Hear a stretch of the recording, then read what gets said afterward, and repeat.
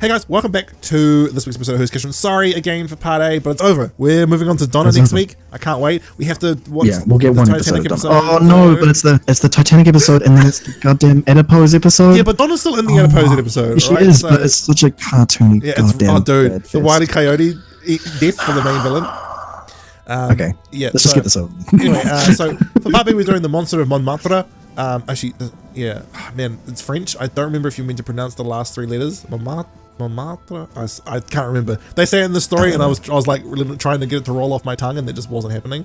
In fact, my tongue was doing Super Saiyan backflips trying to Montmartre. Anyways, so and then we're doing the last serial for the First Doctor Adventures, the Barbarians and the Samurai.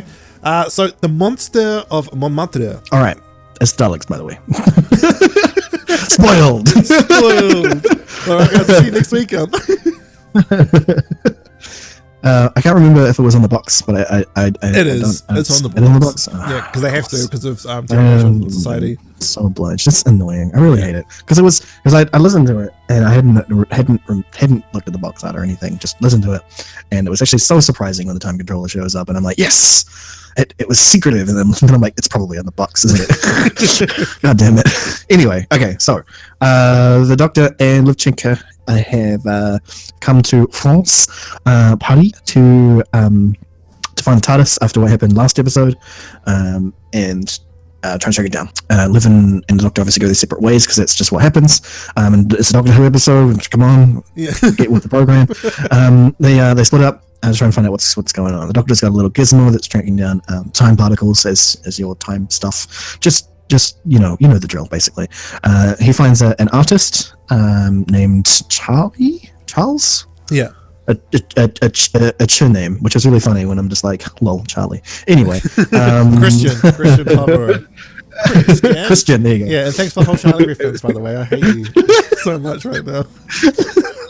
Anyway, he's painting this lady who he's had a bit of a thing going. He thinks that she's his what's the word, muse. Yeah. She's a Dalek. Anyway, spoilers. So we continue. She is. She's like not even a replica. So I suppose she's a Khalid. No, she is a carbon copy. Well, not carbon copy. She is a copy of the time controllers stuff. So she is a female time controller. Although we don't know if the time controller is a female or male. So with the Daleks it doesn't even matter. Like we see the Khalids once, and then we so they probably still have the genetics to be male or female. So maybe the time controller is genetically a female. You never know. But anyway, she's like that. She owns a club called the Red Pagoda. Yeah, the Red Pagoda. Which is it's on a hill in Paris. It was actually meant to be a windmill, but it's been burnt down, and they built a Chinese pagoda, which doubles as a Dalek, just a big Dalek. It's pretty crazy. I like that. It's like, what do you think it looks like? A giant? Oh my god, really? A giant Dalek in London, Paris? And he's like, yeah, boy. Yeah. The Doctor and this artist go to the Red Pagoda to find out more about the stuff. He's doing a scanning and sees that the TARDIS has been here, so he's a bit weary, but also figures out that this lady that he's infatuated with is actually just a big criminal.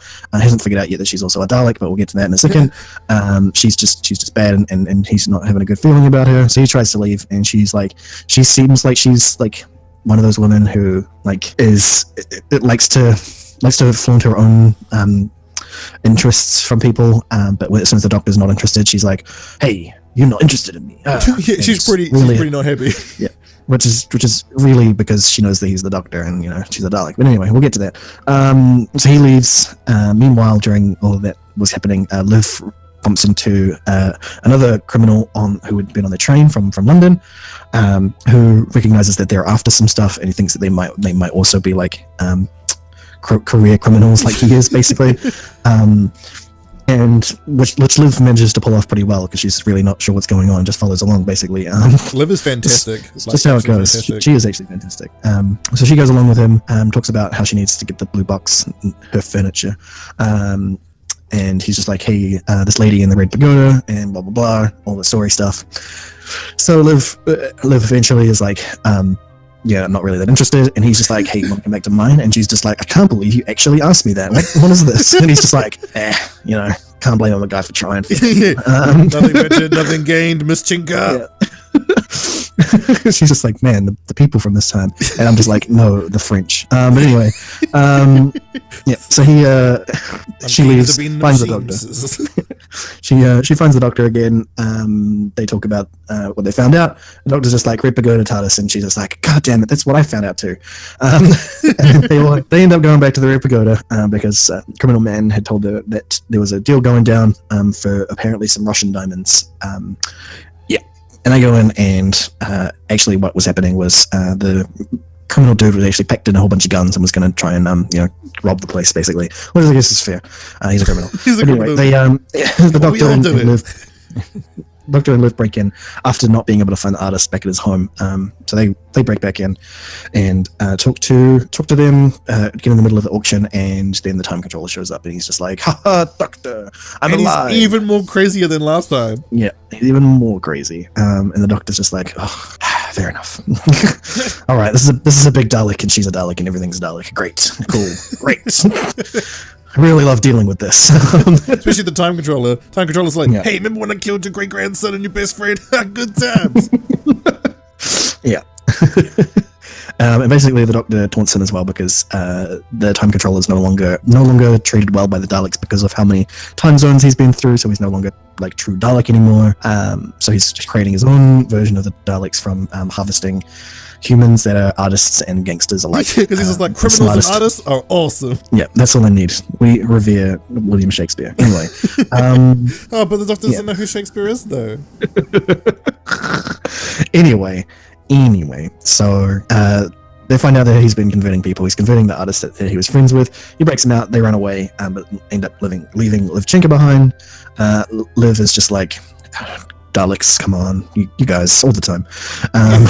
I love how the time controller's like, you're not even afraid of me anymore. She's like, yeah, I really don't care. And he's just like, okay, I'm going to convert you into a Dalek. And she's just like, yeah, whatever, the doctor will be back shortly. The doctor turns up and is just like, hey, I'm going to get in the TARDIS and I'm going to go. And Liv's just like, yeah, just do it. You don't need to see me right now. I know you'll be back. And he's just like, yeah, gets in the TARDIS. Tries to leave. There's been some damage done, so he has a bit of a time getting out, but he gets out. But then another TARDIS appears, and Liv's just like, oh, he's back, and it's not the doctor. It's like, this is good news. It's a universe without the Master would not be thinking about. I spoiled something, but I didn't spoil that one, did I? Yeah. So good old Clown Master is back. Yeah, I love Clown Master. He's great. And he's the architect of this giant Dalek and TARDIS contraption that the time controller is going to use to create a whole new Dalek empire. So that's fun. And that's basically what happened. The time controller even says he's working on a new paradigm, which means he's responsible for the Crayola Daleks. Yeah, maybe. Oh well, Tarswikia kind of ruined. Tarswikia told says that's the case. Okay, fair enough. Sweet. So it's bloody Tarswikia, but yeah. So that makes sense. New paradigm. That does make sense. Because like those new Daleks are meant to be super pure, so it must have been the time controller. Like, see guys, I got pure Daleks now. So I was like, oh okay. Yeah. So he must have made the. Well, that's the thing is that the time controller obviously had a part in the Time War, and he probably created the whatever those machines are called that create pure Daleks, and he was probably also the one that was dumb enough to be like, yeah, it needs the doctor to tell it how to make him. Only the crazy time controller would have done. I got a great idea, guys, and they're all like, lay it on us. Lay it on us. The doctor's the only way we can make new Daleks. That's a good idea. That's actually a genius idea. He'll always show up. He'll always help us out. He's a cool guy. Remember that time there was only 11 of them, and now there's 9 of them. Yeah, so that's it. It was a good time. Definitely. If you were going to listen to it, and it's too late now, obviously. If you were going to listen to it, it would have been very good for you to listen to it without seeing the box or anything. Just just listen to it. Just try and hide it from your mind as much as possible, so you can completely miss the fact that it's Daleks. Because that surprise that it's the Daleks is actually fantastic. Yeah, I wish Terry Nation Society wasn't such a bum about it. Yeah, because just the time controller raising from the ground and just being like, haha, it's me, the time controller. And yeah, it's great. But there's also like this talk about like how he's tapped into other temporal energies to keep powering himself, and the Doctor's just like, you can't actually do that. And the time vortex isn't exactly a battery you can just hook up to, and he's just like, haha, I'm mad now. I don't care. and that's why his data casing is all munted, because he's just been like eating temporal energy for breakfast. The Doctor's like, that's not a good idea. It's got like rings around him now that harvest the temporal energy, and it's just like that's actually a great addition. Anyway, yeah, it's a good time. It's going to be a good time next episode. Yeah, I'm looking forward to the next episode, especially with like 4 having to save. You haven't seen the box art for next episode, have you? No, I have not. Okay, can you stay away from it, please? Because I saw the box art and it fully ruins stuff. And again, it's a rights thing. So next episode is going to feature some great stuff, and I'm really looking forward to it. It's without giving it away, it's another classic era creature. But that's it. Don't look at the box art. And I can I can already hear you guys on the internet looking it up. Don't wait until next week, and if you're following the show, just listen to it. Yeah, just listen to it. My few favorite things in the story is just Liv. Liv's just great. She's like, yeah, I literally was like okay with dying, and I guess I'm alive these days. And she's just like rolling. As it turns out, I'm still okay with it. Yeah. She's like, yeah, like when the Doctor's like, I'll be back for you. She's like, yeah, it'd be alright if you didn't really, but save me if you can. She's like, cool, alright, I'm out of here. McQueen Master's always great. I love that the monster of Montmartre was yes. The monster of Montmartre is the like failed Daleks. It's so great because like hearing them in the like darkness, like everybody freaking out like it's the monster of Montmartre, and I can so imagine like a legend around this like creature, and everybody's got these like ideas of it being this like brutal demonic creature, but it's actually like potatoes with tentacles just dying in the street. Imagine finding out that's all it was a strange tentacle creature. You'd be like, oh, it's kind of anticlimactic. Well, they kind of had been mutating human beings to make them that, so I mean that would be pretty terrifying. Dude, for Christian Favreau's like half transformation. Yeah, and he's like, Doctor. And the Doctor's it's way better than that second Spider-Man thing. Anyway, oh yeah, exactly. So I really like. Oh jeez. Yeah, I really like Christian Favreau's like whole like, and the Doctor's like, I'm gonna save you, trust me, and he's like, yeah, if I die, I'm totally okay with it. It was what was it? I am a joke of a man. That's really sad. Like Christian was just this up and coming artist who was like trying to get his ins with this like lady he really liked, and then he's punished quite heavily for it. She was a Dalek, but I liked her. I thought she was quite cool. I thought that was quite interesting. She's like, and she's also like gone kind of crazy as well at the same time. And she was also like a dancer and singer as well. Like clearly the time controller, whatever has happened to him, has messed him up. So that this is a way cooler Daleks in Manhattan. Like, it actually is. But it's Daleks in Paris. How about that? How about that? So let's go into our final serial for this week. Yes. The Barbarians and the Samurai. Oh, dude, how David Bradley says samurai is my favorite thing. The pronunciations in this is pretty amazing. Yes, samurai, and I was like, yes, David Bradley, samurai. Yes. And all the Japanese actors are like pronouncing Japanese correctly, and all the English actors are like the samurai. Yeah, and they're trying so hard. And only Barbara's like the one who's like get anywhere close because she literally did a dissertation on it, and it's like this actually works so well. It's so fantastic. So, the Barbarians and the Samurai, take us away. Okay, so they land in Japan during segregation. Not a good time. No. Not segregation. What's the word? Separation? Yeah. They're segregated from the rest of the world. They've cut themselves off. They will kill Christians that come to their lands and just eat any other people, basically. That reminds me of like, a movie that came out recently where they were like, feel sad for the Christians that turned up trying to force their religion on the Japanese. And I was like, no, they were trying to force their religion on a culture that didn't want it. Like, I'm not sorry that this happened. Hey, did you know that there's that Jesus actually died in Japan and is buried there? What? Okay, so Google this. Whoever's at home, pause this video. Google this.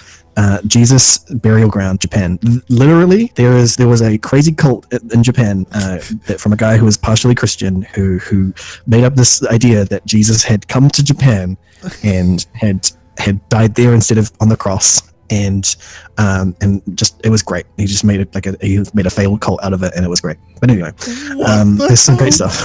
Yeah. So anyway, segregation in Japan.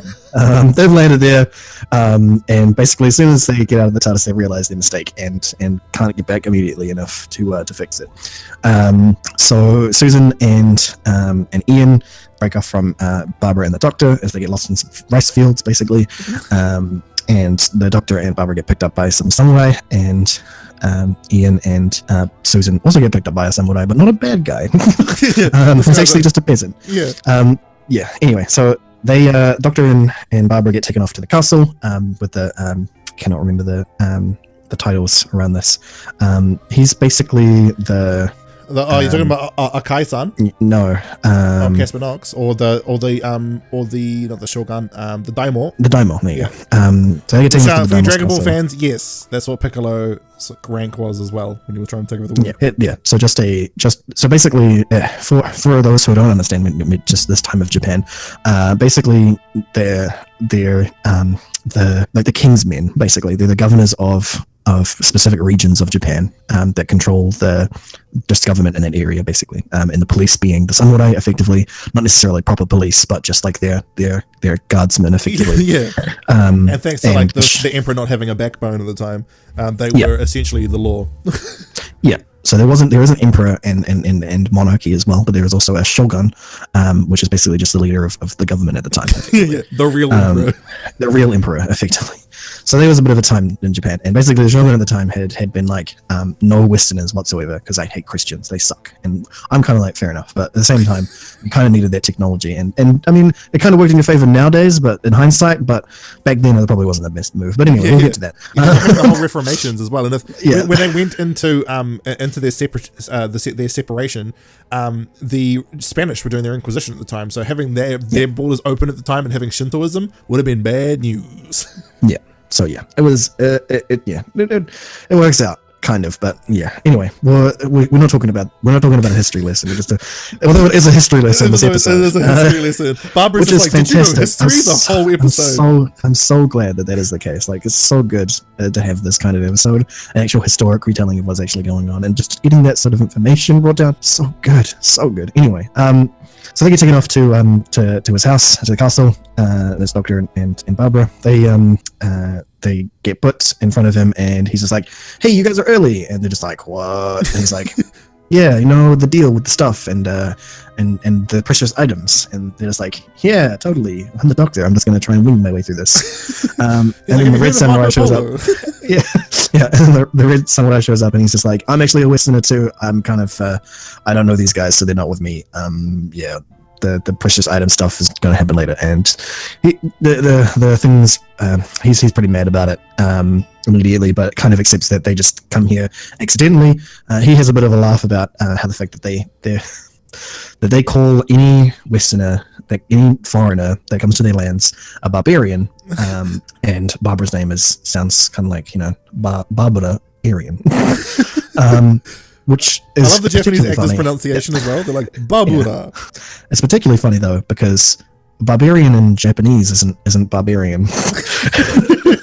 It doesn't sound anything like Barbara's name, but we don't get any explanation as to why they can speak Japanese. English. They don't get any explanation around that. But that's kind of the charm of it, because that's how the 60s who went. So it's a good time. You have a real good time with it. But anyway, basically what's going on is there was a Westerner, particularly this I can't remember what his actual name is. I just know he's the Red Samurai, Casper Knox. Yeah. He was a soldier who. The red guy. Anyway, but politely, the red guy. Anyway, he is a soldier from the British Army who came to Japan to try and basically ease the way into them finally coming out of separation. Obviously, he got immediately captured. He and ended up being a bit not having a good time, basically. And eventually, I want to be a warrior now. Yeah, and then he eventually wanted to be a warrior after getting saved by that, and basically being told to serve this guy as a samurai. And he's just like, okay, that's cool, we'll do that. And now he's actually like totally in with the culture and is having a good time. But has also realized, basically, they've realized that they need to start coming out of separation because it's kind of hurting their entire economy and just their lives really by not being with the rest of the world. So he's basically working with Lily's working with the Red Samurai to bring in the British Armada, effectively do a trade with them to get British weapons so that they can basically have a coup and take over from the shogun. Which actually would be pretty beneficial if they. It would have been really beneficial because it's the Age of Enlightenment at this time for Europe as well, so it would have been awesome. Exactly, but luckily they get out of it in the next like 20 to 30 years. But we'll get to that. Anyway, so that's effectively the Doctor and Barbara's side of this. Is they're in the castle and having to deal with that. They get a whole lot of other character stuff that's really cool, but we'll get into that. Ian and Susan are almost captured by one of the other samurai, but a peasant shows up and has some samurai swords and totally beats him in fantastic combat, which is really sad that it's not on TV. Yeah, dude, I know, right? When I heard this scene, I don't know if you've seen Ronin Kinshi, but all I just imagined is that he had red hair and he was Ronin Kinshi, and it was just just there's so many different things that spawned in my brain. But anyway, it was great, and I'm really sad that it was only audio. But that's just the ills of it. Anyway, he's basically like, hey, I was a samurai for thing, and I kind of decided myself, and now I'm a Ronin. But then I didn't want to be a Ronin anymore, so so you got a real job. That's my favorite thing. You just got a real job. I just got a real job. So now I'm a peasant apparently, which is kind of interesting. Like that somehow being a Ronin would have been more like honorable somehow. But anyway, he's just doing farmer things, but he couldn't stand the fact that that these samurai were going to cut down an unarmed man and woman, a child, effectively. So he totally stands in and beats these guys. And they yield, and he's just like, you guys have no honor. But anyway, he takes Ian and Susan back to his house. We really don't have honor. Yeah. Takes Ian and Susan back to his house, gives him a feed, and then is like, hey, so I'm going to try and find out where your friends are. Looks like they're at the castle, so we'll go like sneak by and find out what's going on. They sneak by and find out what's going on. As it turns out, the thing's daughter is totally in love with this guy, because obviously, I mean, it's just a 60s Doctor Who episode. Yeah, 60s Doctor Who. Come on. Yeah. They're like, what was the name of that girl from the Marco Polo episode? Let's just have her again. Yeah. But anyway, so it turns out they're in love, and she's going to try and help get the Doctor and Barbara out so they can just leave. It doesn't quite go nearly as well as you'd hope, because that's when the ship rolls in early in the morning before dawn, so she's not able to get the Doctor and Barbara out before Doctor gets taken along with them to meet the British. Yeah. The Doctor. Meanwhile, the Doctor. I told you I didn't pretty well know who these people were. Now take me back to the castle. Yeah, that was great. But I just want to bring up real quick that as soon as the daughter is introduced to Barbara and the Doctor immediately seems to like perk up, and I'm just like, the first Doctor had a thing for Asian girls. He really did. Hello there. Anyway, want to be my companion? Oh yes. You want to come along in my space-time ship? Anyway, it's okay. I'll get younger. Anyway, 5 turns up. Don't think I forgot about you, Keiko. Anyway, so the Doctor gets taken off to the British ship. He's just like, he's the commander of the ship clearly doesn't know who the Doctor is, and he's like, the guy sounds like, hey, okay, sweet, I believe you now, but you're still going to get on that ship and go. And the Doctor's like, hell no, I'm not doing that. But luckily, Ian and what's his face had the farmer Ronin guy had had followed them to the ship, and Ronin had come up and saved the Doctor from the ship as basically negotiations broke down, and the Doctor's like, who the bloody hell are you? I'm here to save you. All right. Fair enough. I've seen this enough to accept this. But anyway, so of course, obviously, negotiations break down because the British aren't just going to give weapons away to the Japanese. Like, it's not a thing that's going to happen. So basically, he's just like, okay, we'll kill you and take the ships anyway. And he's just like, oh, of course, fair enough. And then he dies, and they take all the stuff. But obviously, they've got artillery as well, so they don't manage to bring the artillery quite nearly as quickly as they bring all the guns back to the castle. But obviously, they still want the Doctor and co. still don't want to leave without Barbara, so they also they go back to try and find Susan, but Susan had actually had been captured again, so now Barbara and Susan are captured in the castle, because obviously that's how it's going to go down. Yeah, Susan grandfather, please! But anyway, they eventually figure out that that's the case and put Ian in a samurai suit, just because so that's so good. Gotta round it out. And they try to infiltrate the castle again. They get kind of captured. A whole lot of things go down. Then it turns out that the Shogun had totally known about the coup that was going to happen the whole time. Had interfered with all the messengers that had gone out and killed them all and put them on a cart. It was pretty gruesome. And this is why it's not on television, by the way. And it was basically this and last week's exactly. Well, this whole thing is actually reason why it's not on the on television, really, the whole story behind it, because basically what's going to go down is if when these sort of coups happen, so there's been rebellions within Japan for this sort of stuff before. Basically, what the shogun do is anyone who tries to pull this off, they either all the leaders commit, all the people who had control of this commit seppuku to make sure their honor's intact, and then everyone else has been spared. If they don't do that, then the shogun's army will kill every single person, every single one, regardless of whether they were at fault or not. So that's why it's not on TV, because it kind of happens. But anyway, so they threaten that, and the doctor's like, hey, we can try and I can try and give you some time to deal with this. Mainly it's because I just want to get out of here. And he's like, okay, what can you do? And he's like, oh, I can make smoke bombs, I guess. And this is probably where you get ninja from, but we'll get to that. This is how we make a smoke bomb. And he throws a smoke bomb and shows them the smoke bomb. They're like, cool, that's cool. Can you make it poisonous? And he's like, what? Why would I do that? And they're just like, sulfur. And he's just like, yeah, no, I'm not doing that. Instead, I'm going to make a bomb out of a pot. And he does. He makes a bomb out of a pot. And they blow up. Eventually, they're going to blow up the seawall so they can get to the TARDIS, because crazily enough, they're smart enough to know that the TARDIS means something to these guys, so they push it off the balustrade into the sea for some reason. Yeah. I mean, fair enough, but still pretty weird. I do like how Barbara's like, Susan, you need to calm down, because if you act extremely protective of this box, they're going to open it up, and the last thing we need is samurai with time travel. And Susan like, that is a fair point. Yeah, man, just wait until samurai and Cyberman. Anyway, and becoming literally God. Yeah. Anyway, so basically we get to a point where things just start going crazy, because this is basically the final episode of the serial, where finally they're going to, because the doctor obviously hasn't put together their smoke bombs because he's refusing to, they're going to execute Ian and the Ronin, and the Shogun's army attacks because they had intercepted the artillery that had come from the British ship and starts blowing up the castle. I love how Kai sounds like those clever bastards. Yeah, like he's just like, man, I should have really thought about that. Of course they would have done that. So that's a good time. So they're suddenly getting attacked by this, and things just go downhill from there. Basically, the Doctor, Ian, Barbara, and Susan managed to find their way out. They've got a bomb to blow up the wall to get out, but then Kai-san comes up and he's like, I'm gonna get you. I'm gonna fight you. I'm gonna kill you, basically. And he's just like, well, actually, Susan's behind you and she broke something over your head, so you're kind of done now. And then they have a little bit of chat about what the deal is with him, and he's just like, okay, you know what? I'm gonna go fight off the Shogun's warriors, because I actually really do believe in the Bushido code. So I'm gonna go and it was kind I'm of gonna go and fight for my thing. I thought it was a good. It definitely rounded out his character. The fact that he wasn't actually just a bastard, he was actually like a proper real samurai. And the real reality of the scenario is that the idea of finally bringing Japan into the back to the rest of the world makes sense, and he had good reasons for it. Like the crops were failing,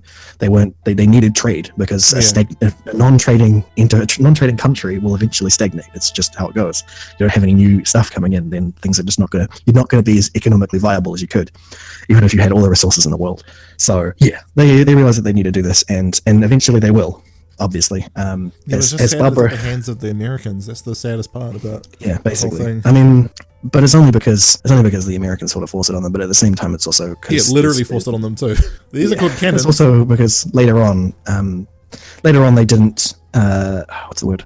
Later on, they chose to go with the Americans as well, instead of going with someone like the Spanish and the French and stuff. Just didn't want to trade with them as well. So it kind of went weird, and then World War II happened, and just history in general. But basically, yeah, it's really interesting that honor does tell them that they shouldn't have betrayed the Shogun, but also honor tells them that they need to help their people. So helping their people means trading. Basically, that's the only way they're going to do it. So I kind of see where the Daimyo was coming from. Like, he was like willing to sacrifice even his own family to get Japan to progress. Exactly, he was willing loves to his do country. That. Yeah, as much as he also was looking for power, it was also about saving his country. And it's really sad that one of his own samurai betrayed him to do this. So yeah, it's really quite a complex story, really, when it comes down to. But eventually, Barbara basically explains the next 20 to 30 years to the daughter and the Ronin, and the doctor talks to the Daimyo about how he travels and stuff, and he's just like, "You're a demon," and he's like, "Yes, I guess I kind of am." It was a pretty good time. No matter what you say to me, Doctor, you're a demon. And one's just like, oh, you just wait until 7, bro. Yeah. Just wait. So they leave through the hole in the wall and head off. Susan swims down to the TARDIS and then uses its buoyancy features to get it out of the water, and then they leave. And just before we leave the story proper, when the Shogun's warriors start properly getting in, they basically give an ultimatum to the Daimyo, and basically like, we'll spare the rest of your samurai if you fulfill your honor. And he's just like, okay, fair enough. Yeah, and then he actually dies like that. I was like, oh, this can't be on TV. Yeah, that's why I can't be on TV. Yeah, especially like Kai-san's death, like when like Oh, yeah, pulled when out of he's- him, and he's just like, Yeah. Takagi-san. And I was just like, yes, man, how cool is this story? How It was good is great. the story? It was- It's so good. It was too good, basically. It's too good for television. Yeah, exactly. And like if you look at like Marco Polo, like even though we've only got the reconstructions, that's a good story too. Like Exactly. the historicals, I think they should come back. I mean, if you look at it, 5 had that one historical, the Black Orchid, and that was pretty decent. And to a lesser extent, the Visitation, they can work. Yeah, they can work. Pure historicals work perfectly fine when.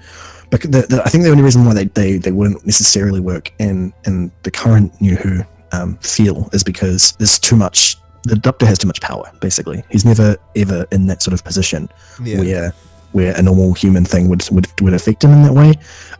But that's only because of our sort of representation. But I think they could eventually build it better so that is the case. Or just have a lot of companions, basically. That's basically the only way to get around it, is because they've limited themselves to 1 or 2 companions, it makes it really hard to do a proper historical, because there's never really that many stakes. But when there's 4 companions running around, they could always get captured by some king.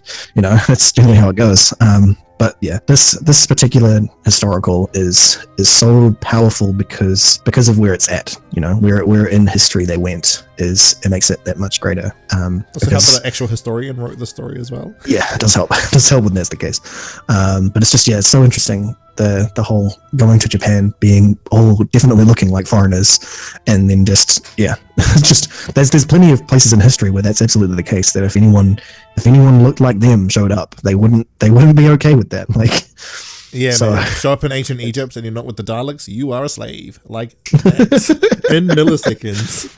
yeah, exactly. Like the Romans, hey, you guys sound like you're from London. Oh, we are. Cool. Prison. Exactly. There's all that sort of stuff. I mean, yeah. I'm at the same time. There's so many ways that you could have a historical in New Who. Yeah. I mean, series 10 almost did it, man, it. with the Thames episode. Exactly. You know, just do it in ancient. If you do it in ancient London, it's fine, because you just everyone you can handle that. That's fine. But that's how you started off, and then you go into other ancient places. But I think the main issue is that a lot of good history that like we have a lot of like details about. R-rated. Is R-rated. It's not TV. Yeah. Really. You know, like we've gone back in time. Oh, is it going to be a pure historical episode this time, Doctor? And he's like, yes, we're in Salem. Oh, they super couldn't do Salem. That's for sure. exactly. That's what I'm saying. Like, we're in Salem. Oh no. Like, we're in the burning fields. Oh no. It's like, we're in Turkey. Oh no. There's just a whole lot of good history that they just can't do in that sort of manner. So I think it's kind of fair. Yeah, we've landed in Vlad Tepes' castle. Oh, we literally can't do this. Oh. Like, we cannot show this on screen. Yeah, the fourth wall breaks and the producer walks in. I'm sorry, Doctor, you literally can't be in this setting. Oh, okay. Yeah, he looks at the screen again. He's like, "Merry Christmas, everyone. We're leaving." We're leaving.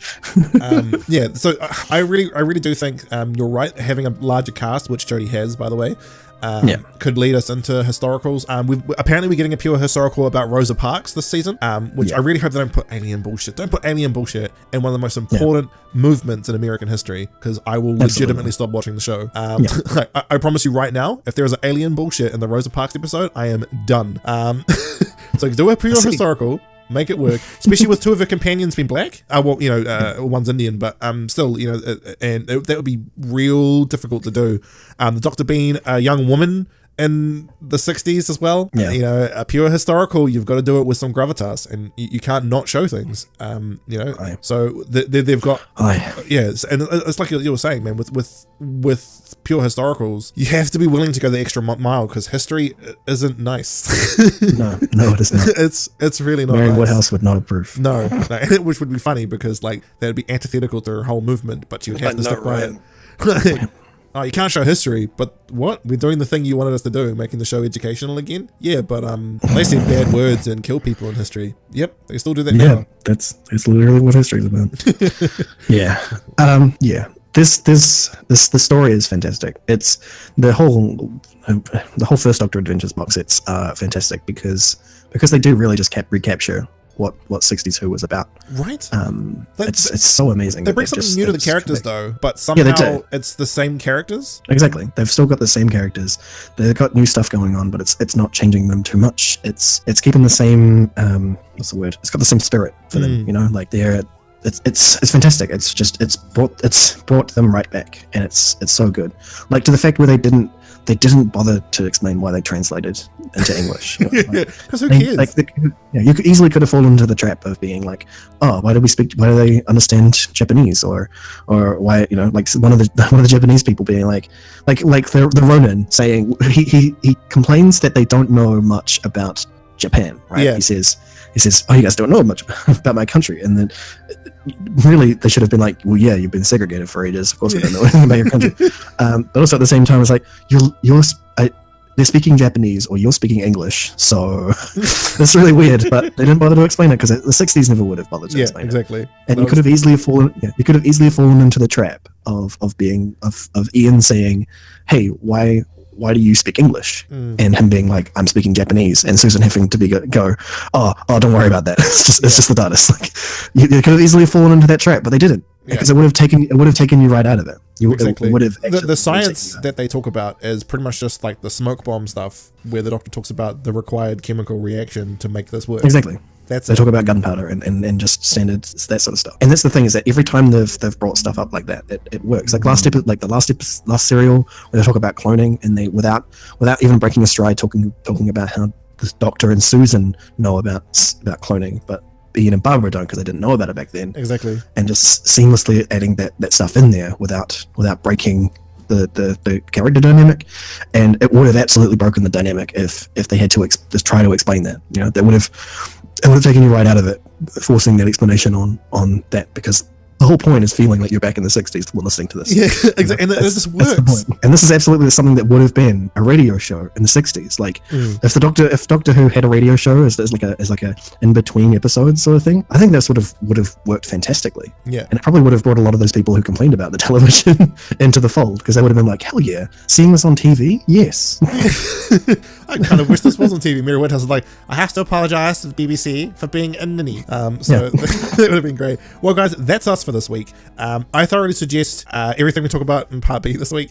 The second box set for the First Doctor Adventures is about $20 at the moment.